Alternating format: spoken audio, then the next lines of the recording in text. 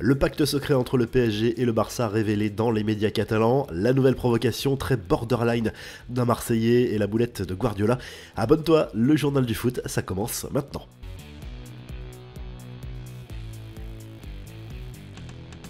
Le PSG est peut-être passé à côté d'un joli coup. Certaines rumeurs évoquaient ces derniers jours un potentiel intérêt des champions de France pour Dani Olmo et les problèmes rencontrés par le FC Barcelone pour inscrire l'international espagnol sur la liste des joueurs disponibles en 2025 n'ont rien arrangé.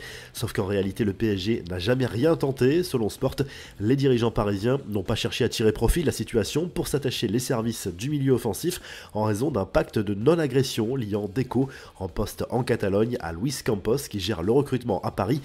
Gros coup de froid sur une piste offensive du PSG. Selon les informations du Télégraphe, les dirigeants de Newcastle ont pris conscience qu'ils ne pourront pas conserver encore bien longtemps leur buteur Alexander Isak, sauf que le prix réclamé par les Magpies paraît hallucinant, 180 millions d'euros, et d'après le média britannique, l'attaquant suédois est dans le viseur du PSG, d'Arsenal, de Chelsea, de Liverpool, du Real Madrid et du FC Barcelone, mais le prix annoncé va en refroidir plus d'un.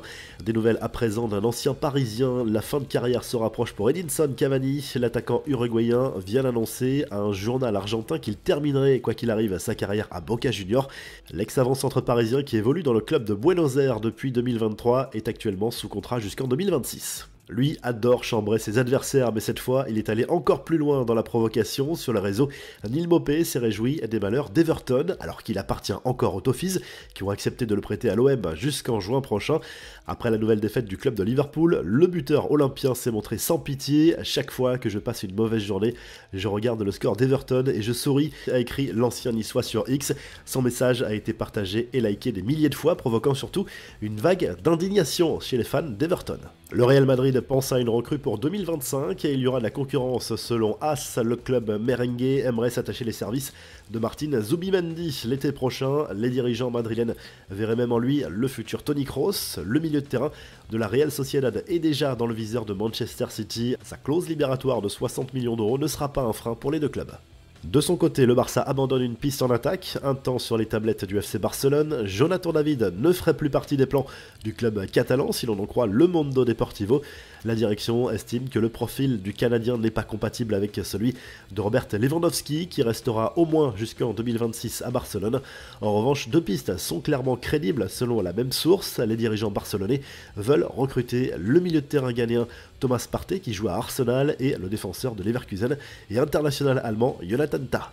Les autres infos à retenir dans ce journal du foot: Mohamed Salah sème encore le trouble sur son avenir, auteur d'une nouvelle prestation de grande classe face à West Ham dimanche lors de la victoire 5-0 des Reds.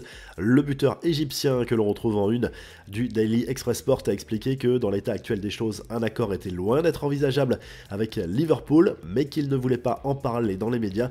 Pep Guardiola lui a fait une sacrée boulette après la victoire de City sur le terrain de Leicester. L'entraîneur des Sky Blues a dévoilé la naissance à venir du premier enfant d'Erling Haaland, alors que le buteur norvégien ne l'avait pas encore annoncé à lui-même.